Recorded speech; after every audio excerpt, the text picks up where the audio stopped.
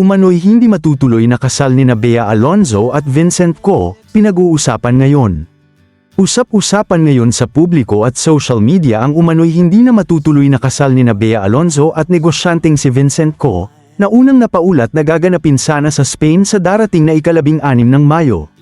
Ayon sa mga lumalabas na kwento, ilang araw na lamang sana bago tuluyang maging mag-asawa ang dalawa nang bigla umanong umatras si Bea sa nalalapit nilang pag-iisang dibdib. Dahil dito, marami sa kanilang mga kaibigan at imbitadong bisita ang umano'y nagulat at nanghinayang. Lalo na't nakapaghanda na ang karamihan para sa engranding seremonya. Batay sa impormasyon mula sa isang source, may ilang kondisyon umano sa prenuptial agreement na hindi naging katanggap-tanggap para sa aktres. Ang unang kondisyon ay ang pagkakaroon ng prenup agreement bago ang kasal. Ayon sa ulat, wala naman daw sanang naging problema rito si Bea dahil maging sa dati niyang engagement kay Dominic Roque ay napag-usapan na rin umano ang ganitong usapin. Gayunpaman, dalawa pang probisyon umano sa naturang kasunduan ang naging sanhi ng hindi pagkakaunawaan. Una rito ang umano'y kagustuhan ng pamilya ni Vincent na doon manirahan ang mag-asawa sa kanilang tahanan sa isang eksklusibong subdivision sa Makati matapos ang kasal. Ikalawa naman ay ang umano'y kondisyon na sakaling magkaroon ng hiwalayan sa hinaharap, mapupunta kay Vincent ang kustudiya ng magiging mga anak nila at hindi kay Bea.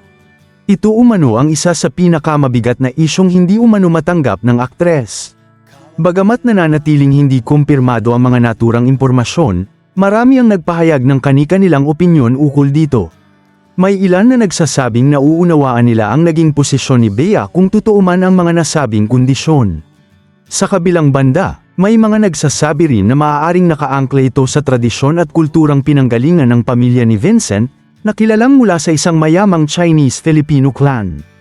Para sa ilan, posible umanong bahagi lamang ito ng pagnanais ng pamilya na maprotektahan ang kanilang interes at kinabukasan. Sa kabila ng mga haka-haka at usap-usapan, marami pa rin ang umaasang maayos ng dalawa ang anumang hindi pagkakaunawaan.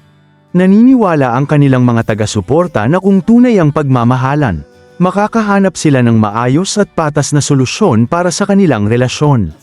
Sa ngayon, nananatiling tahimik ang magkabilang panig hinggil sa issue, habang patuloy namang pinag-uusapan ng publiko ang umano'y naudlot na kasalan ng dalawa.